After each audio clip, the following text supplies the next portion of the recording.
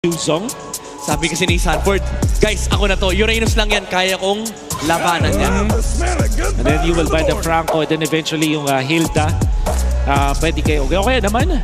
Hindi na sila magkakalit dito. Ang maganda dun sa Lunox priority pick here from TLPH is hindi pa alam ng Falcons kung saan siya mapupunta. So Yes. the safer option is to ban yung mga JP heroes na natitira. Chip is still open, so may possibility pa na ibang to. Yeah. Nakakatakot din ng Chip na may kasamang Yuzong at Lunox. So I think it's much better for Falcons just to ban that out. Yan yung global team fight eh. Exactly. Hindi kailangan isipin ni Sanford kung mag-clear pa siya o hindi. Kasi literal, habang nag-clear siya, pwede siya magpakita sa mga team fight. And in fact, if gusto nga nila yung ganong teritoryo for TLPH, lately nakikita ko si Oheb naglalaro ng Lapu-Lapu Gold. Lapu and Yuzong. Okay, so it's the Bane instead of the Hilda, forcing Falcons sa pumili ng ibang gold laner. Pili ko nga binibait nila yung Hilde. Tapos kuha sila ng fighter last pick for TLPH, no? Esmeralda would be good para sa Hilda. So, or, kung fighter gold lane, meron pang Ruby. Yes. Available for them.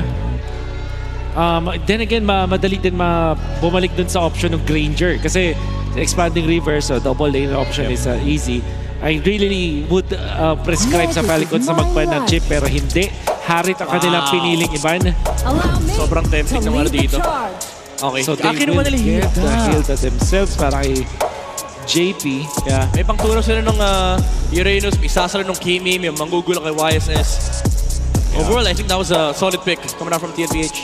Okay, so what is your Ogwen hero? Meron ka pang Kaja kung sakali? Chip. No. Paano kaya kung nag-export itong Falcons? Ba't ang export, no? Yeah. Batang. Is Batang good in this line? Parang kailangan nila ng pamigil dito sa Yuzong panghahawak eh. Actually, either pang-pigil or pang-sustain. What if mag-Matilda Bruno? Yeah, I like Falcons. Okay, Batang. Okay. Ano kasi ito eh? Classic Falcons to eh. Ayan na, fighter gold lane. Ang ilalabas dito ng Team Falcons. We don't know if it's the Cho or the Uranus or on the gold lane. Maybe even some crazy strats na Cho mid tapos gold Kimi. We don't know. Pero for TLPH, eto na. Kita naman. X-Borg at Esmeralda nakikita ko dito sa TL. So, benefit ng Esmeralda, lamang ka sa Cho, at eventually yung Batang ay magiging problema, hindi magiging problema sa'yo. At kukunat ka. Lamang ka ata sa lahat. Oo. At diba? yun nga, pinili na. Yeah, lamang ka sa lahat, honestly. Oheb on the Esmeralda. Gold lane fighters ang makikita natin for game number 4. Ito yung part ng draft na gusto ko, Wolf. Yung nagbago lahat. Yes. Anong summary ng draft natin? Ang summary ng draft, maganda ang composition ng TLPH. Yung kanilang mga mix-ups, napakaganda ng kanilang adjustment. I would say, ang aking utak, bumabapor sa TLPH, aking puso para sa Falcons para mag-game 5 tayo dito. Yes. Doable naman para sa Falcons. Really like the show. However, yung Esmeralda last pick ng TLPH, sinagot ang lahat. Yeah, when you go down to the technicals, it's TLPH that's leading, but Team Falcons has been saying otherwise. Let's see if may papanalo na ba ng TLPH or will we go for the distance? Casters, ano sa tingin nyo? And they do it again. Tignan nga natin na sabay-sabay kung ma-extend pa ba muli ng Team Falcons ang match number 1 natin. Still TLPH on the match point. And game number 4, na bago ang lahat. Kahit yung draft natin, yung mga naging key heroes ay tinanggal din ng TLPH. Napakahirap nito, no? Pero posible. No, nagawa na nga ng Team Falcons sa nung game number 3 na patubuin ang TLPH. Ang exciting lang na makikita natin dito, puro fighter yung mga gold laners natin. Pero ito yung era talaga na kailangan hindi mo ma-miss out. Kasi pagka kunwari may na-skip ka lang ng 2 linggo, mabibigla ka. So, tapos SP Gold. Pero so far, na-discuss na rin natin to sa ilang mga segments na natin na ito rin yung gumagana dahil nga sa rise din ng Yisin Shin and Kimi. Combos here for Team Falcons. And now, considering for TLPH na umatake sila dito sa isang Saji Lunox Prayo, ay tila ba na-foresee nila na pag survivability and continuous damage, yun yung kinapos sila, check na agad for TLPH. Oo. And feeling ko, isa rin sa kinonsidera ng TLPH dito, no, kung bakit naglagay din sila ng fighter, hindi naman problema yung pagsama-sama ng fighter gold lane eh. Kasi naka-expanding rivers naman tayo eh. So, kapag ka may objective, ang bilis ng ikot, tingnan mo naman, napakabilis din bumaba ng buhay dito ni Flap TZ. Wow! From Sanford. Pero mabilis din bumalik yung kanyang buhay. Uranus kasi yan eh. Diba? Given na yan. Pero as our panel have mentioned, ito yung hero na mas mapapabor kay Sanford. Dahil nga kung Mastery and the Apex Predator pag-uusapan, ito yung kayang tumunod din Uranus pero muntik na doon si JP. Oo, buti na lang naka-out din. At least buhay siya para sa pagsisimula ng unang laban sa ating pagong. Nakatabay lang si Ogo dito sa baba. Nagre-ready para sa first turtle. Clear wave muna ang magiging goal and called dito ng TLPH. May misot pa, hindi, aabot namin level 4 din naman itong si Vio at si Sanji. At mukhang ito ay plano ring lapitan kahit papano ng T-Falcons. As we mentioned earlier, hindi sila takot i-commit even their ultimates just so TZ can secure the turtle safely. Sobrang classic eh, no? Alam mong pag may pagong, kalahati na yung buhay. Tingin ka kagad kay Sanford. Alam mo magdadragon kagad yun. Sanford! Gaganon kagad eh. And nakita natin nang paulit-ulit mula doon sa game number 1 na performance nila. Pero napasipa na si Marco sa itaas. At si Oheb ayaw palapitin si Marco doon sa kanyang mga wave. Grabe no, hindi na lang firepower yung asahan natin sa Gold Laners but also yung additional setup nila. Yung mga ganyang mga tipian, dyan nagkakainitan. Pero mainit din talaga yung nagiging laban natin ngayon. As TLPH is still pinning their hopes onto getting this game point. Oh, when? Yun na, tinawiran na ni Carl TZ. At nakuha na ang unang dugo para sa TLPH. What a way to start off na malagyan ng numero agad dito si Carl T with the Lancelot. And ma-acknowledge din talaga natin na maganda yung presence din ng Hilda doon. Na naka-follow up si JP kung sakaling kakapusin yung jump in ni Carl TZ. But so far, there's going to be a solo na takedown doon. Flap TZ going down. Oo, actually, may kasama ata siya. Hindi ko alam kung tumulong si Sanford doon o sinilip lang niya kung paano papatayin ni Sanji. Pero counter kasi naman talaga eh. Kaya lang, napabrilliance. Ito nga si Sanji. Patay din si JP sa itaas. Super Marco hinahabol. Torno siya hindi tumama. Pero sa kabilang panig, may nangyayari din. Napakaramit, napakagulo ng mga kaganapan. Kung pwede ko lang hatiin, yung pwede kong panoorin, ginawa ko na. Pero ngayon, nahahati din yung gandong klase ng mga palitan na para sa Team Falcons sa TLPH. Balikan natin yung pagtutulungan nung Sansan doon just so they could take down Flap TZ. Which means na talaga nagre-reflect na, oo, may pangtunaw yung Sanford pero nasan yung finishing move. At doon, nagiging cherry on top yung Lunox pick dito para sa TLPH. Ngayon, for Falcons naman, ang ganda ng punish nila kapag kami nag-overstep. Kasi nga, afford ni Ogwen na magsarado ng mga daan. At afford nila na palakasin yung forces nila kasi may follow-up continuous damage. Ayun na, fist break and fist crack. Buhay pa rin si JB. Nagamit niya yung break. Storm naman, sumama na ang lima sa mga miyembro dito ng TLPH. Gayon din naman ng Falcons. Pero mababa ng buhay. Flap and Feud, kalahati na kagad. Brilliance from Sanji. Ngayon, hahatakin nila yung pagong. Super Marco, nagabo na pagkakataon. Meron pa siyang Wave Dragon. Ayaw sumilip. Ayan na, nagpakita na si Super Marco. Pero si Carl, hindi siya nagwagay. Sipa ay kanyang i-comment. Talon! Ipitata, mga miyembro ng TL, pero buhay pa rin. Kailangan mag-atrasan dito ng TL. Mababa ng kanilang buhay. Sanford ay mapupuruan. Sa kamay ni Hugh at nakadalawa siya rito. Sa baba? Si Sanji umaatras. Wala na silang way para abutin. Ito si Sanji. Pero sabi ni Carl DC, round number 2 pa tayo. Makikita niya si Ogen na magagaling doon sa bush. Ito si Kyle. Storm muna, inabuta si Kyle. Pero 4 na miyembro yan. Atras muna dito itong si Oheb. Napakarami mga nangyayari pero lamang pa rin naman in terms of gold at CL. Grabe no, kung umandar yung TLPH, walang preno. Tinatanggal yung preno sa mga sasakyan nila. Pero so far for that turtle take, medyo madugo ang naging kapalit para sa TLPH. That's 2-man takedown laban sa kanila ng Team Falcons. And actually, this is the first time that Super Marco ay gagamit ng isang show for his entire LPL Philippines career. 338 games ngayon lang siyang mag-show at maganda pa yung mga nagiging simulang sipa niya. Yun nga eh, bukod doon sa naging sipa na yun na na-dodge ng Torno sa malaking Carlito. Pero gusto ko lang sabihin na ibang klase din pala mag-show itong si Super Marco. May timing din siya na pinapakita even though na first time lang niya itong gamitin sa kabuuan ng karera niya dito sa MPL. Feeling ko naman, isa to sa mga secret recipe ng Team Falcon sa mga scrims eh. Grabe no, si Marco, tahimik lang. Pero may mga ganito pala mga May ganon. pwede na ilabas. May ganon. At sa playoffs pa nila, napupush through. Ayan yung Wave Dragon, kukonekta. Pero yung damage, hinay-hinay muna. Wala eh. Hindi mahirap patayin talaga yun. Si Flatty, si mo naman ang kanyang kasama. Eto. Flick and Fist Crack. Si JB naka-flicker na naman. Buhay pa rin. Sanford! Ito si Daddy JB. And Sanford ay mapasok. Pero di pa ay nagamit. Kalahati dito si View. Sanji ay nakaabang din doon sa exit point dito ng Falcons. Habang sa mga ginamit, ginagawa na si Cartesian, si Oheb. Grabe yung baby kicks! Ibang klase talaga ang baby cakes at tatrabahuhin nila itong Torres sa gitna. At ito yung matagumpay nila makukuha. Lagi kasi kayong merong sagot pag may natinig down kami. So, tore-tore mo ng atake ng TLPH. At mukhang pagong ay mapupunta pa rin dito kay Carl TZ. Nakasilip pa sila flop. Pero sa kabilang banda, iba pa rin. Super Marco Fighter Man. Joe Man ang gamit niya. Nandun pa rin yung split push capability niya. Oo, kailangan niyang gawin. Actually, mabilis din naman talaga umikot yung isang Joe eh. No, so, applicable pa rin dun sa mga galawan dito ni Super Marco na mahilig mag-split push. Maganda rin yung clear wave ng hero na to. And at the same time, kung ang lulutuin nyo ay yung mga slow push, lalo na, pabuhay na rin yung unang Lord.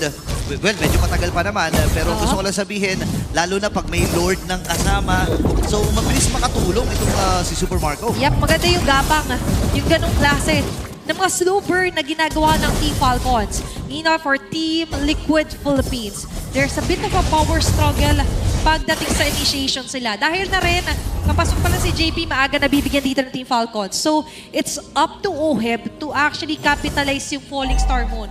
Kung card control ang pag-uusapan for TLPH, masyadong maraming kailangan muna maging check-off para kumonekta yung one-time combo nila. Meanwhile, for Team Falcons, kahit wala ng crowd control, harang-harang lang, pwede na! Alam din ang walang matakas. Yun ang siniksik lang ni JB man niya sarili. Pero Petrify nagamit si Pew. Ang magiging target dito ni Sanford. Nandun yung Cha Essence. Pero di sapat! Sa likod! At nakalipad pa rin. Sa likuran naman ang magiging target ng CL. Falling Star mo na iwasan ni Ogwin.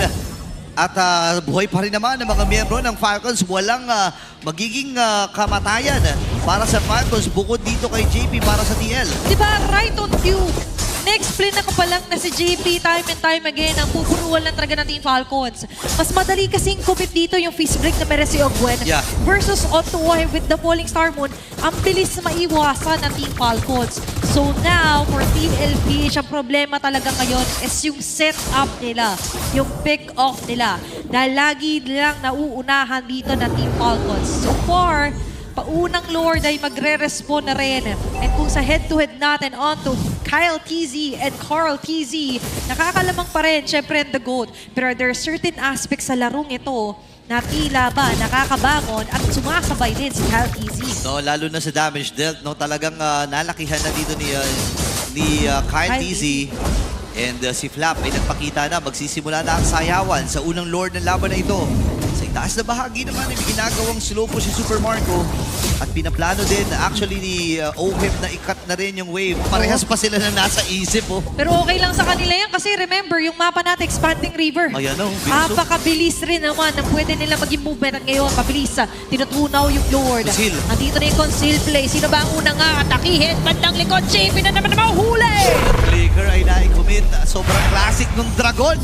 Alam ng Falcons yung timing na yun. Sabi na, sige, kuha na lang tayo ng hero. Na-petrify! Na-petrify. Dito ay kailangan matras. Paano kung decision, hindi ito matama. Para dito kay Carl TZ. Ipit ata si Flap. Sapat ba yung damage dito ng CL? Parang hindi. Uling summer yung nagamit. Buhay pa rin si Flap TZ! Nabitawan na rin yung best break. At ligtas pa rin naman dito si Oheb. Grabe yung cha-cha ng Team Falcons at TLPH. Pero sa kabilang banda, wala mang mga naging casualty doon. Pero yung Lord ay nakuha pa rin successfully dito ng TLPH. Looking at their damage dealt ranking, nangunguna pa rin dito so far TLPH dahil nag-i-struggle man sila nung una magkaroon ng magandang setup pero hindi na-eliminate yung fact nakakapag-farm pa rin na maigi. Farming equals items. At ngayon, kung looking at their Infinix in-game equipment right on cue, is nandyan pa rin yung advantage natin onto the head-to-head sa jungle, pati na rin pagdating dito sa ilang mga aspeto sa XP. at pati sa mid lane. Okay, ipit pa sila dito. Naku, delikado ata ang pwesto ng Team Falcons. Patay kagad si Owen. Kinaya. Kailangan ng matras dito ni Flap. Ni Lord ay nasa may bandang itaas pa. Medyo mababa yung buhay ni Carlito pero okay lang sa kanya. Kasi Oheb. dito sa may bandang iba pa may nagaganap din. At napangkana itong si Oheb. Kaya lang matibay talaga. Napakakunat and yung power Kaso, ng kailangan sustain. umuwi. Kaya lang sa likod! Sanford, buena kill! Atras muna si Flap TZ. May Lord sila nakasama. May clear naman yung catapult. At buhay pa rin naman ang pag-asa din ng Falcons. Pero may pagtahing gagawin si Carl TZ. Tatawid na siya sa kabilang panig. And buhay pa rin ang Falcons. Story lang sa itaas ang nakuha ng TL. Tila ba mas nagustuhan pa ni Oheb na nasa kanya yung atensyon? Dahil doon makakabasag ng crucial na tore ang TLPH. May kasama pang recall, may kasama pang emote. At kasabay niyan ay ang advantage pa rin na makuha ng TLPH. But this is not yet a finishing game dahil for Team Falcons, kompleto yung mga kits. They're just waiting for the perfect timing. Marirealize nga rin nila unti-unti na si Oheb, ganyan lang talaga gagawin yan. Superstar sa mata natin pero hindi yata siya. Kailangan natin i-store up! Naku, delikado ata si Ogen dito. Kailangan lumatras pero yung Dragon Form sa may bandang likod. Ang Yung magiging si Ogen! baterya! Patayin na naman si Ogen! At yun ang panimula ng team fight na niluto ng CLPH. 35 seconds para sa Lord. At napakaganda na nagiging flow dito ng CL. Dad, turo mo kung sino yung kumukulong sa'yo. Sino dyan? Dad, turo mo! Sino ba? Kami bahala! Ogwen eh! Ogwen! Ayun na eh, binigyan kagad si Ogen. Diba? And now for TLPH, they've reached the point na ngayon with enough resources, enough in-game equipment, kaya na nilang tunawin yung kanina nagpapahirap sa sineset up nila. TLPH on the other hand, still, naka-malefic roar na rin by the way dito si Carl TZ. Kahit sinong humarap, mabibigyan, makakatikim, supercharging their way on to Oheb. Yan ang buhay pa rin talaga si Owen. Napakalaki nung shield. Tinaman naman, pineflexan pa ng Machong Horse. Dito ang kabuuan ng Team Falcons. Laptisi magpapakita, wala silang ideya kung gaano kataas yung buhay ng Lord. Reverse Tumalo na naman. yung mga entry points ay isarado talaga. Ayaw palapitin ng Falcons dito. Falcons decision from Carl TZ. Nalaban ba sila? Hindi na nga ata ang magiging desisyon pero hinahanap nila si Super Marco. Sabi ni Carl TZ, alam ko nandito nagtatago yun eh. Nakita na nga. Pero sabi ng Falcons, okay, huwag na tayong lumaban at tayo natin yung Lord sa itaas.